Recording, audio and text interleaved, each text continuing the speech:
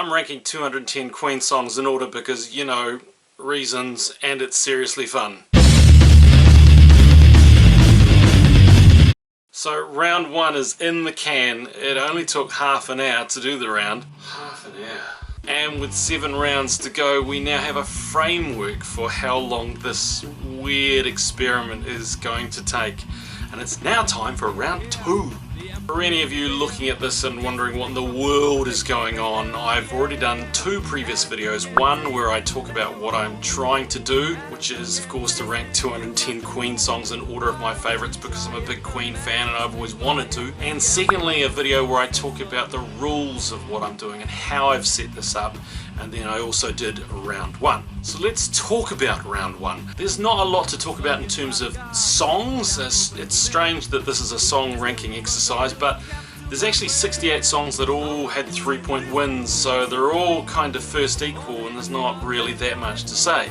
And being the first round, it's difficult to get kind of too focused on the stats for albums and writers. Although it is interesting that Day at the Races, Queen 2 and The Miracle are all really high, while Flash Gordon and Made in Heaven are lower down.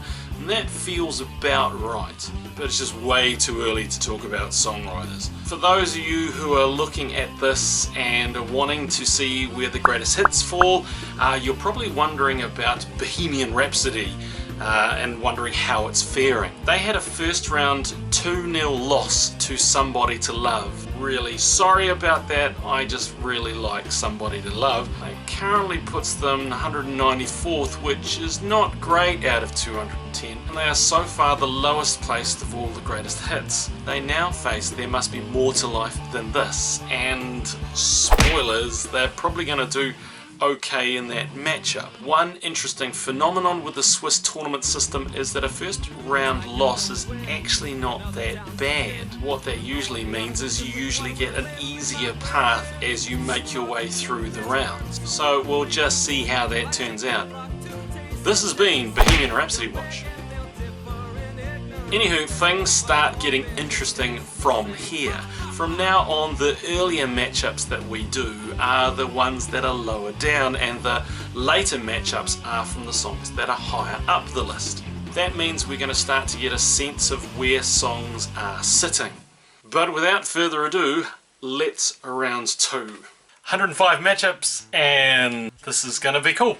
Okay, so where we start is the matchups you have first are the ones that are lower down. So for rounds 2, there's some kind of order to things, but we haven't had enough rounds to have enough data yet. We're not seeing like it as it will be in later rounds, but we are starting to get a sense of things. The matchups you see first are going to be the ones who are lower on the table. Matchups we see at the end are going to be high.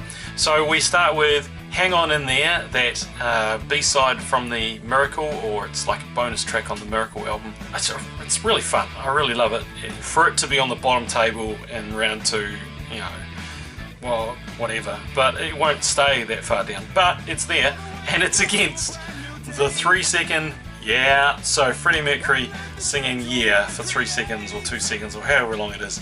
And that's our first matchup, so that's where we start. And as always, you're not really going to find it too hard to beat Yeah, and that's where we start. Round 2 is away. Volton's theme, which is quite an awesome track on the Flash album. Flash album, it is very soundtracky. It doesn't have a lot of like those greatest hits moments that you would expect from other albums, but Volton's theme is pretty good. This is certainly not 207th ranked, but there it is, but it's against Gimme the Prize, Kurgan's theme from another soundtrack. This is the Battle of the Soundtracks, and I think it's worth kind of just recognising that for what it is. But as good as Volton's is, I've got to go Gimme the Prize. And how much? Well, I'm going to do that.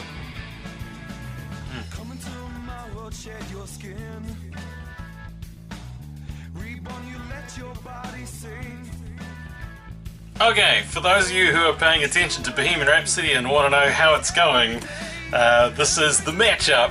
193rd ranked currently, There Must Be More to Life Than This, and 194th ranked Bohemian Rhapsody. Well, if you're following along and you're a big Bohemian Rhapsody fan, congratulations, Bohemian Rhapsody, 3-0. Woohoo! We're on the board, Miss Ford.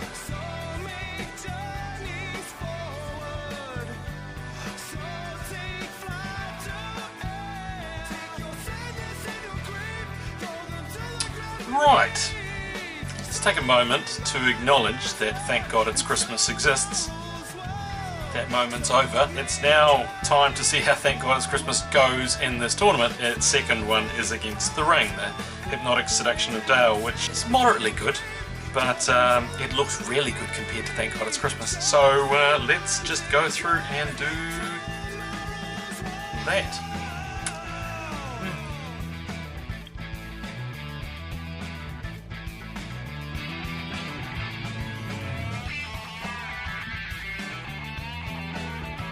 So I had someone at work come up to me and they knew that I was doing this thing, and they said, I just want to ask, how's Delilah going? And I had to say, oh, unfortunately Delilah lost in their first round, and unfortunately they lose in their second round as well. And, I want to acknowledge Delilah, it is a song that Queen do, I'll listen to it if it's on. But Hitman, I remember just really loving Hitman when it came out, so if my colleague from work ever sees this, I'm dramatically sorry, but I have to go with my heart. Man.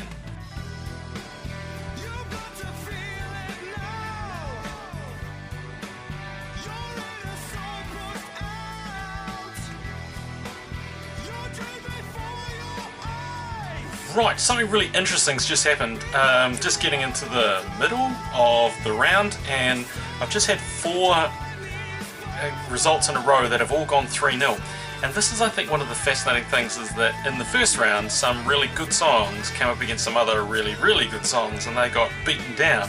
And they just end up finding themselves matched up against songs that aren't as good.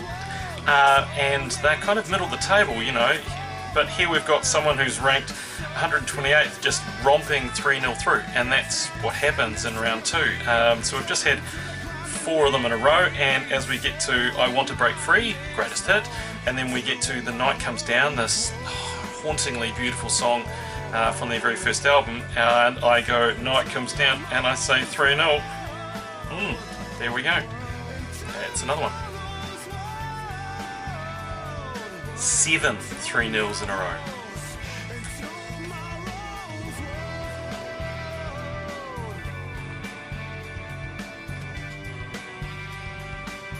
Okay, this is where it starts getting fun.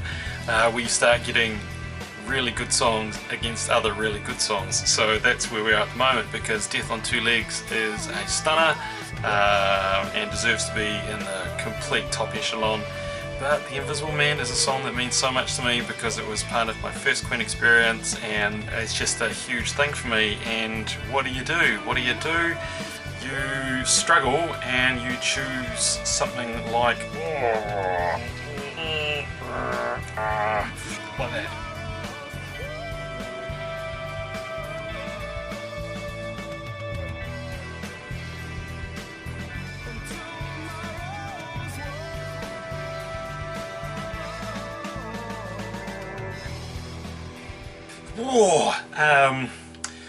If You Can't Beat 'Em, Join 'Em, from Jazz, which actually was the first album of theirs I had on CD, and Radio Gaga, which is of the greatest hits, is like possibly one of my favourites. Oh, this is just not, I don't know why I'm doing this to myself. This is not fun.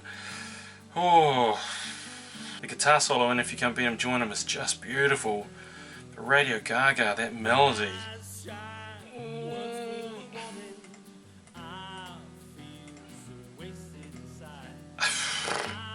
Kind of Magic is great.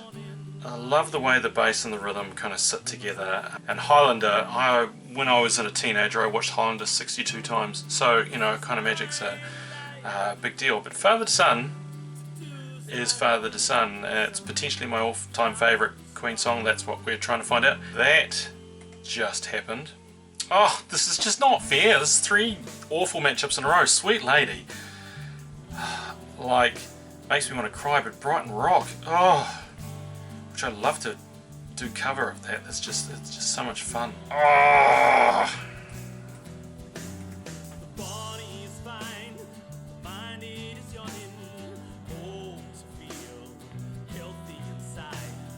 king of magic. So, if you're looking at that and thinking, oh, he spelled kind of magic wrong, no. A king of magic is the end credits of the Highlander movie, and it's a different version of A Kind of Magic. When Roger Taylor first brought the A Kind of Magic song to the band, that was the version that he wanted to do, and so they recorded it, and it's on the end of Highlander, and I really like that version, but then Freddie got hold of it and it became what we know. So a King of Magic counts. It's a demo-y track or something like that that exists outside of everything else, but it still is a good song. But is it good enough to beat Lazy on a Sunday afternoon? No. So we just saw Silver Salmon, a demo track from like forever ago, take down a legitimate greatest hit, Don't Stop Me Now. And that's because Silver Salmon's great.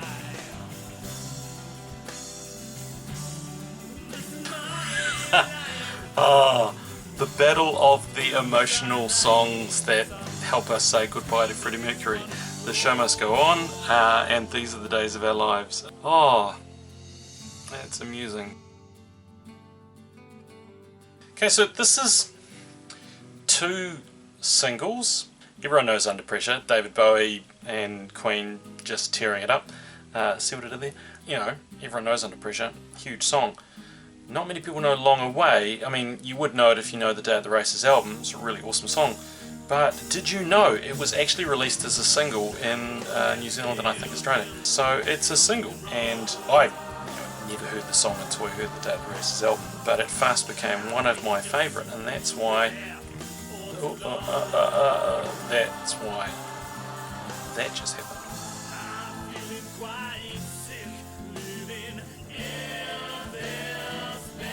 We're in the final 5 matchups, which is pretty cool, and this one here is You Take My Breath Away, gorgeous haunting song, and Need Your Lovin' Tonight. Now, You Take My Breath Away wins this pretty easily, but it's really interesting to see that these are the top 10 groups now, and this is where it's, you know, in later rounds, this is going to be heartbreaking and agonising. We'll just see what happens in the last 4 matchups then.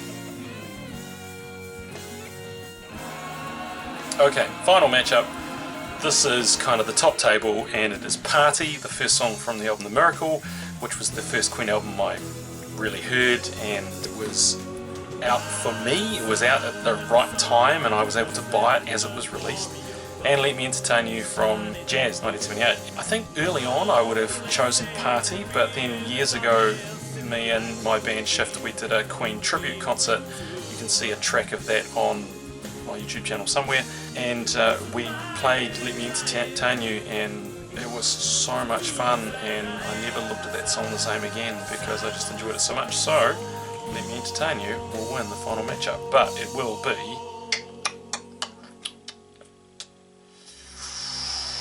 that one. There we go. And that's round 2 in the can. Okay, round 2's done. We got there. We did round 2. It took a little bit longer because there were a few, you know, matchups, but still we're around that half-hour mark, which is good. So it kind of means we've got 6 hours to go. Yay! Now when we have a look at it, we've actually got more of a table to think about. After the end of the first round, we had like something like 70 songs all on 3 points. Well, now we're down to like 21 songs have 6 points. That means we're starting to get a little bit closer to things. And even though we're still not fully there yet, I think one more round we'll start to see a real kind of these are the top, these are the bottom. You can still kind of get a sense of what we're looking at. You know, we've got Let Me Entertain You, Innuendo, Great King Rat, You Take My Breath Away, Killer Queen, Was It Worth It, Prophet Song, 39, White Queen and Long Away. That's your top 10, and that's pretty good. You know, that's a strong 10 songs. I would take those to a desert island and listen to them on repeat forever. You know, that's pretty good. A couple of greatest hits in there as well. You know, good fun. I'm just going to like scroll down the top 210 and we'll see what it looks like. But Dragon Attack at 14. Let me see. Save Me, The Miracle, 32, 34. Somebody Love, 42. There's a few great hits in the top 50. When we get down a little bit more, some of these songs I think they'll find their rhythm when they get going. Says Rye, I Want It All. There's a bit of a log jam here in the middle. Under Pressure at 100. Bohemian Rhapsody, 113. So there you go. Any of you on Bohemian Rhapsody watch? 113. fitting. Going down a bit further, yeah, things are getting a bit sort of sparser down here. Some of these are looking like they deserve to be down here. Where are we? Number 200. Thank God it's Christmas. It's still, you know, 200. So if you're a Thank God It's Christmas fan, and 210th, yeah. I don't think it's going to stay there, but we'll see. Albums. Day at the Races currently top with an average of 2.5, which means it's an average of 2.5 points. It's halfway between a 2.1 and a 3.0 every time, so that's pretty legit. Queen 2 in second place. Night at the Opera, Miracle, The Game. Okay, that's pretty legit. And down at the bottom, Flash Gordon, The Works, Hot Space and Made in Heaven. Yeah, maybe you'd agree with that? I don't know, we'll see. Interestingly, A-sides, songs that have been released, they are on 1.6 is their average. And a normal track that's not an A-side, 1.6. B-sides at 1.1 and demos just down there on 1 point on an average. So I don't know, make what you will of that. And then in the greatest hits battle, non-greatest hits, which is our benchmark, things that are not greatest hits, 1.5. Greatest hits is a 1.9. Greatest hits 1 is a 1.1. Greatest hits 2, 1.6. Greatest hits 3. When you're looking at these averages, 3 is the highest you can possibly be. 0 is the lowest you can possibly be. So that's where we're sitting. So for greatest hits 1 to have an average of 1.9. That's pretty legit, but it is only written. Songwriters. So far, some of these songs that only have like one writing combination. Like the number 1 is Mercury and Moran, which is All God's People, and that's because it's had 2 3-0 wins. So it's just sitting up there on an average of 3. That will change, but when you get down to like Freddie Mercury writing by himself, having an average of 1.6, that's kind of more what we're looking at. That's why, up in the top corner, you can see I've actually got my contributors, which measures the contribution of those particular writers. So if Freddie wrote a track, or if he co-wrote it, he will get acknowledged in this table. So currently our top contributor is Brian May with 1.49, then Freddie Mercury 1.46, Roger Taylor 1.42, and then John Deacon down on 1.24. I don't expect that to stay much the same as it is there, but we will see.